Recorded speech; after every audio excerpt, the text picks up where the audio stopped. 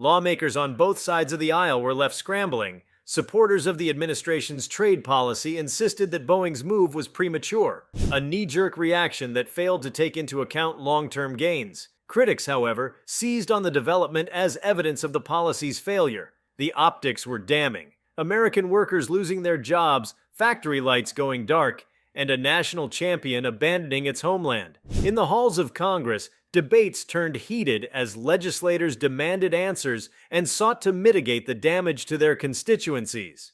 Meanwhile, U.S. allies and competitors alike watched closely. For them, Boeing's relocation was a windfall. Countries that had once faced fierce competition from U.S. manufacturers now found themselves in a stronger position. Airbus, Boeing's primary rival, saw an uptick in interest from airlines seeking alternatives.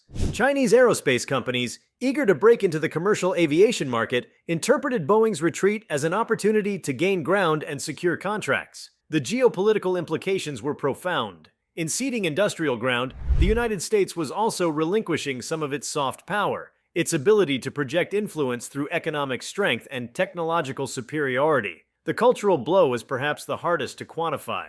Boeing's aircraft had long been ambassadors of American excellence. Every 747 that touched down on foreign soil carried with it a legacy of engineering prowess, a symbol of what American ingenuity could achieve. To many, the thought of these planes now being assembled in foreign countries felt like a betrayal of that legacy. It challenged the narrative of American exceptionalism and forced a national reckoning with the realities of 21st century global economics. In boardrooms and union halls, think tanks and university classrooms, the questions multiplied. What does it mean to be an American manufacturer in a world where supply chains span the globe and trade wars can be ignited with a single signature? How should companies navigate a landscape where government policies can change the rules overnight? And perhaps most fundamentally, can the United States remain a manufacturing power if even its crown jewels are willing to uproot and leave? Boeing's decision, taken in isolation, might have been viewed as a unique response to extraordinary circumstances. But in the context of broader economic trends, it began to feel like the canary in the coal mine, a harbinger of what might come if trade tensions continue to escalate, and if businesses continue to be caught in the crossfire of geopolitical brinkmanship. The narrative arc, from policy decision to corporate exodus, from worker displacement to global realignment, illustrated the interconnectedness of modern economies and the unintended consequences of isolationist policies. The hangars grew quiet.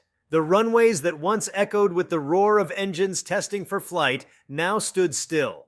And across oceans, in new facilities under foreign skies, the next chapter of Boeing's story began, not as an American manufacturer, but as a global enterprise adapting to a world reshaped by tariffs, retaliation, and the relentless logic of survival. As Boeing finalized the logistics of its production shift abroad, the deeper implications of the move began to crystallize across various sectors of the U.S. economy, extending well beyond the aerospace industry. Supply chain analysts, economists, political scientists, and business strategists began dissecting the move, not only for what it signified on a macroeconomic level, but also for the precedent it set. One immediate consequence was a broad reevaluation of the concept of Made in America as a competitive advantage. For decades, this label was associated with quality, reliability, and prestige. Boeing's departure disrupted that narrative, and corporations across sectors began questioning whether domestic production still offered meaningful advantages, or if it had become a liability in the age of tariff-fueled trade wars.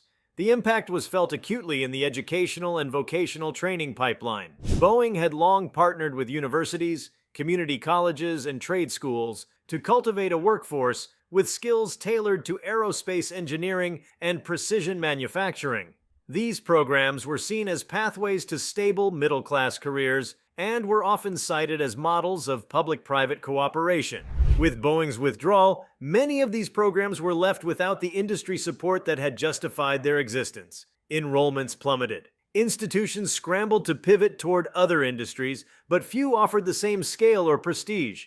The abrupt vacuum left by Boeing's departure created a ripple effect, undermining decades of carefully nurtured educational alignment with industry needs. state and local governments, especially in regions like Washington State, South Carolina, and Missouri, where Boeing had operated major facilities, were thrust into a fiscal crisis. These areas had extended tax incentives, invested in infrastructure, and oriented local economies around Boeing's presence. Suddenly, the expected return on those investments evaporated. Budget shortfalls loomed. Officials were forced to make difficult decisions, cutting public services, delaying infrastructure projects, or increasing taxes elsewhere to make up the difference. The economic blow was compounded by the social cost, as rising unemployment strained public assistance programs and eroded community morale. The broader psychological effect on American workers was significant. The message being absorbed, whether implicitly or explicitly, was that loyalty, skill, and productivity were no longer enough to secure a future in US-based manufacturing.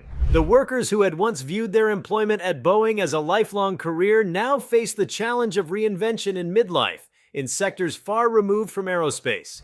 For many, retraining into service industries or tech-oriented jobs was neither practical nor desirable. The disillusionment bred resentment and fueled populist sentiment. In political discourse, Boeing's decision became a symbol, one cited in town halls, campaign speeches, and social media as evidence of a systemic betrayal of American labor by both corporations and policymakers. Meanwhile, within the corporate sector, a silent recalibration was taking place. Boardrooms across industries, from automotive to heavy machinery to consumer electronics, began examining their own exposure to tariff risks. Boeing's highly visible exit gave implicit permission to other companies to consider similar strategies. Relocating production offshore, once seen as a reputational risk, now seemed like a rational business move. It wasn't just about cutting costs. It was about accessing global markets without punitive price structures. Consultants were brought in, contingency plans were dusted off, and trade attorneys became some of the most sought-after professionals in corporate America.